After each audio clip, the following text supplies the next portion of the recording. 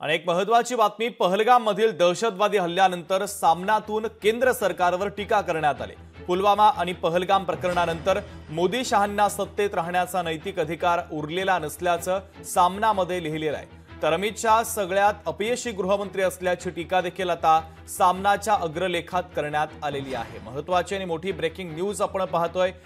शिवसेना उद्धव बाळासाहेब ठाकरे पक्षाचं मुखपत्र असलेल्या सामनामधून आता टीका करण्यात आलेली आहे। अमित शहा सगळ्यात अपयशी गृहमंत्री असल्याचं देखील आता सामनात लिहिण्यात आलंय।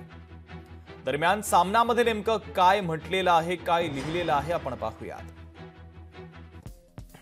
पुलवामा पहलगाम नंतर मोदी शहांना सत्तेत राहण्याचा नैतिक अधिकार नाही। अमित शहा तर सगळ्यात अपयशी गृहमंत्री आहेत।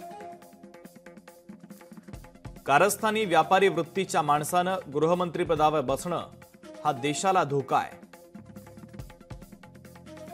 अशा व्यक्तीला त्या पदावर बसवणं हा राष्ट्रीय अपराध आहे।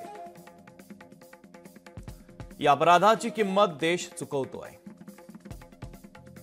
काश्मीर घटनेनंतर पंतप्रधान 24 तासात बिहारमधील निवडणुकीच्या प्रचारात दिसले। तेथून पाकड्यांना इशारे देतात त्यांचं राष्ट्रीयत्व म्हणजे ढोंग आहे। पहलगाम हल्ल्याने सत्ताधाऱ्यांचा राष्ट्रवादाचा फेस फसफसून बाहेर येतोय। 10 वर्षात दुश्मनांचा बंदोबस्त करण्यासाठी त्यांनी काय केलं?